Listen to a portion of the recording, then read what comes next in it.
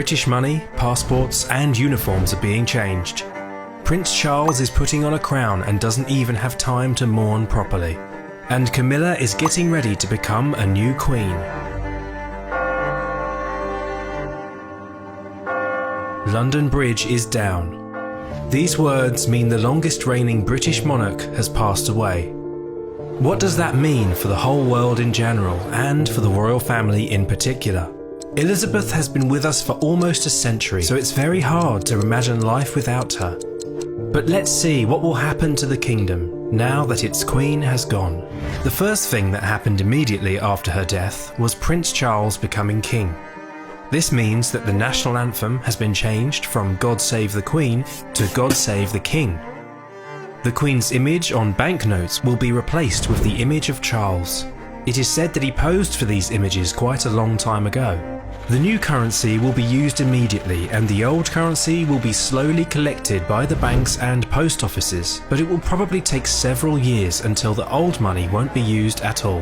The same will happen to stamps and passports, as well as police and military uniforms. Now to the question that has been asked for many years. Will Camilla become queen now that Charles is the king? Technically, no, she will not be a queen. She is now a queen consort, pretty much like Prince Philip was to Queen Elizabeth.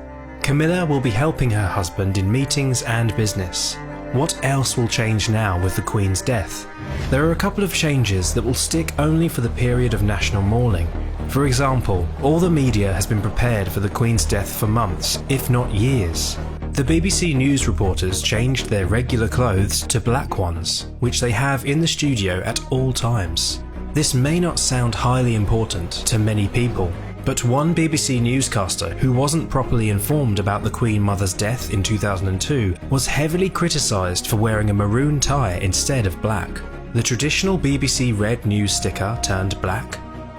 The stock exchange and shops and businesses closed on the day of the Queen's death to show respect. According to tradition, a footman dressed in black approached the gates of Buckingham Palace and placed a black-edged notice on the gates saying that the Queen has passed.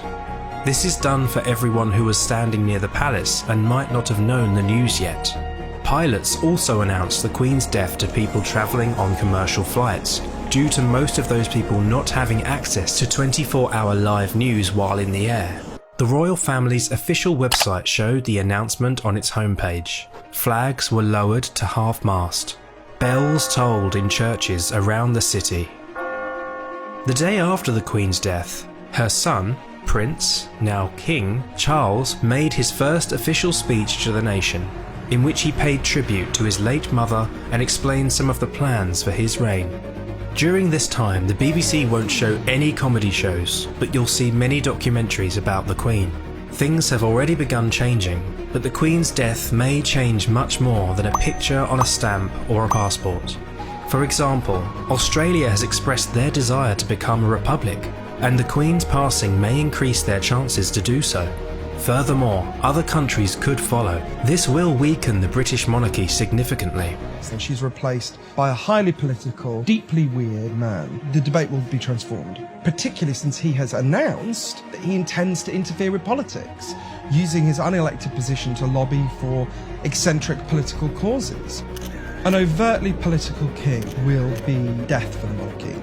And the last but not the least important change, a line of succession. Now that Charles is the king, William is next in line to the throne. He is now called Prince of Wales, which makes Kate Princess of Wales. But since it was the title of Princess Diana, Kate might opt out in respect to her late mother-in-law. This also makes Prince George second in line. Next comes Princess Charlotte, Prince Louis, and the fifth in line is Prince Harry. Rest in peace, Queen Elizabeth.